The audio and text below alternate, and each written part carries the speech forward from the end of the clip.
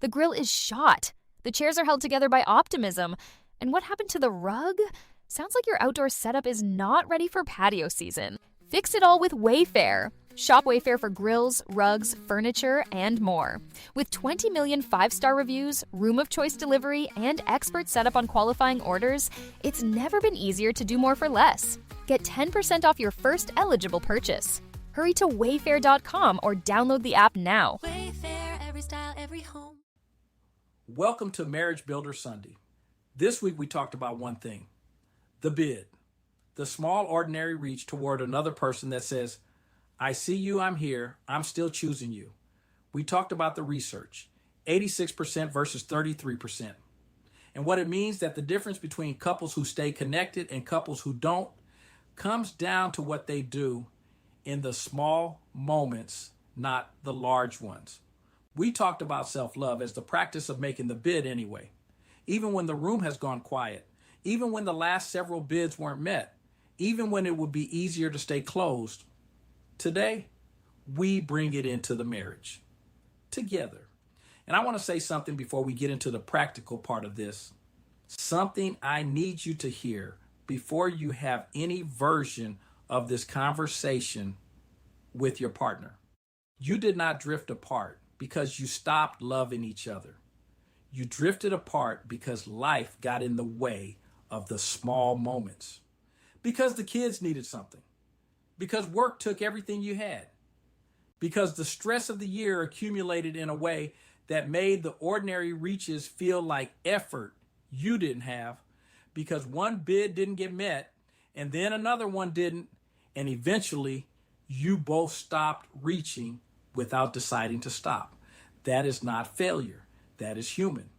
That is what happens when two people are carrying real things and have not yet learned to reach toward each other under the weight.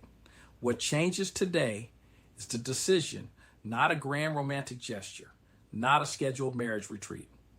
A decision made by you today before you even speak to your partner that you are going to turn toward them in the small moments this week, more than you have been.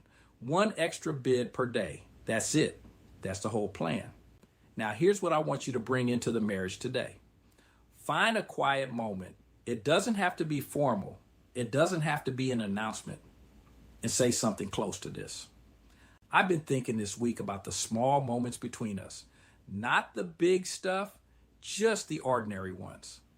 And I want to be more present in them.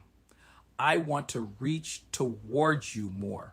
Not because something is wrong, but because I want something to be more right. That's it. That is the whole invitation. You don't have to explain the research.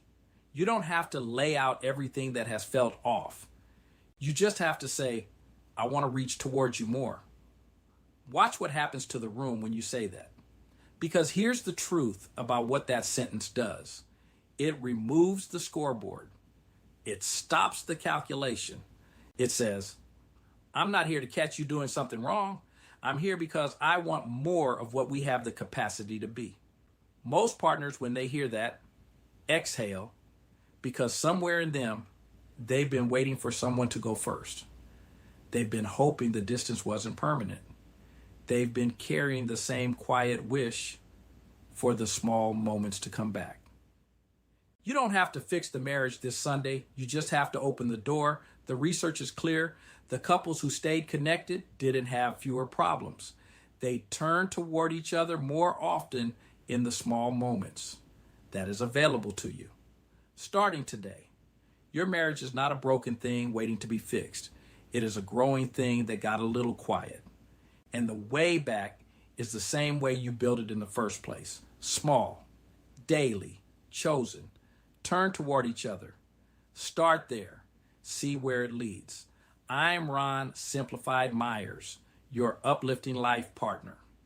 Come find me in the full community at simplifieduplifters.com. And most important, remember, you are extraordinary.